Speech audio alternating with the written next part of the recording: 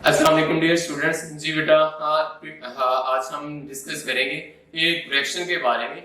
Last lectures में हमने detail से डिस्कस किया था करेक्शंस के रूल्स के बारे में, पार्ट्स ऑफ स्पीच में जिनके रूल्स को हमने डिस्कस किया था। तो आज हम उन सेंटेंसेस को डिस्कस करेंगे जो कोई बार बार एग्जाम में आते हैं और जिनकी वजह से अब मार्क्स कटने का अंदेशा भी होता है। तो आज हम उन एरर्स को आइडेंटिफाई करेंगे और उनको डिस्कस करेंगे किस तरह से हमें उनको दूर करना है। तो फर्स्ट सेंटेंस की तरफ हम आते हैं, जैसे है the jury are unanimous in their verdict. Jury या कमेटी वो चंद अफराद पर मबनी एक ग्रुप होता है जो कि ऑफिशियली तैनात होता है। वो 5 भी हो सकते हैं, 10 भी हो सकते हैं। तो किसी भी कोई भी मसला अगर पैदा होता है तो उनमें उनकी मुशावरत फाइनल कंसीडर की जाती है। इस बारे में ये ज़हन में रखना बेटा कि अगर यूनानिमस कहते हैं कि इत्तेफाकी राय होना, एक पॉइंट पर मुत्तफिक होना, तो जब भी कोई ज्यूरी या कमेटी के मेंबर सब एक पॉइंट पे मुत्तफिक होते हैं तो इट मींस कि वो यूनिटी को जाहिर करते हैं। और यूनिटी जब जाहिर करते हैं तो वहां पे हम हेल्पिंग वर्ब भी सिंगुलर यूज करेंगे। तो यहाँ पर आर जो हेल्पिंग वर्ब यूज हुआ है तो इसकी जगह पर helping verb singular is use होगा। और इसमें जो इसका पोजेसिव प्रोनाउन है तो उनको भी हम सिंगुलर करेंगे। तो the jury is unanimous in its verdict, कि जो ज्यूरी है या कमेटी हम कह सकते हैं कि वो सब के सब एक नुक्ते पर मुत्तफिक हैं। और जब वो आपस एक नुक्ते पर मुत्तफिक नहीं होते, हर एक की अलग राय होती है, तो वहां पे हम उनके साथ हेल्पिंग वर्ब भी प्लूरल यूज करते हैं और उनका जो पोजेसिव प्रोनाउन है वो भी प्लूरल करते हैं। अगर सपोज इसी की तरह होता jury are divided in their verdict, तो यूनानिमस की जगह पे अगर यहाँ पे डिवाइडेड होता तो फिर यहाँ पे ये हेल्पिंग वर्ब भी प्लूरल आ रहा था और इसका जो पोजेसिव प्रोनाउन है वो भी प्लूरल आना था। सेकंड सेंटेंस की तरफ आते हैं, ही हैज 10,000 रुपीस। तो यहाँ पे ही हैज 10,000 रुपीस, उसके पास 10,000 रुपए हैं।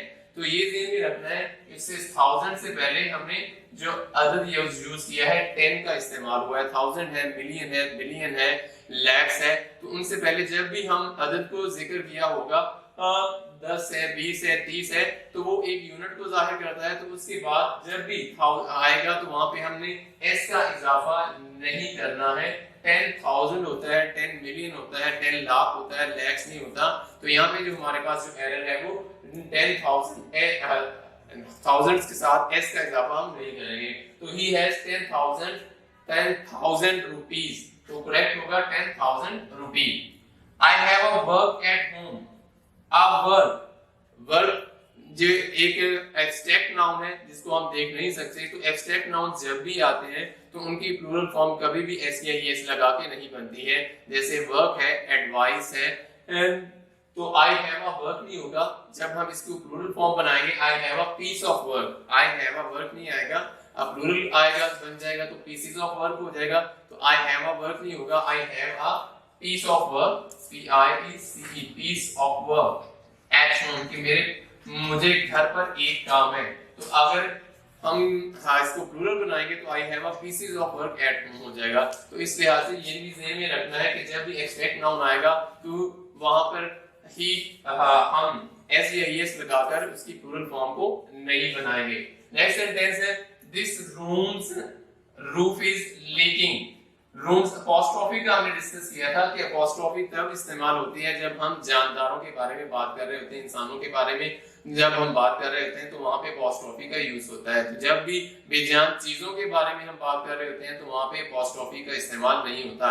अगर यहाँ पे हम होता है दिस इज असलम्स हाउस, तो ये असलम का घर है, तो वो इंसानों के बारे में, हम जानदारों के बारे में बात कर रहे हैं तो वहां पे अपॉस्ट्रोफी यूज होनी थी। तो यहाँ पे जो चीज है, रूम है, वो एक चीज को जाहिर कर रहा है। तो this room, rooms roof is leaking नहीं आएगा, द रूफ ऑफ, यहाँ पे जो करेक्ट इसका बनेगा द रूफ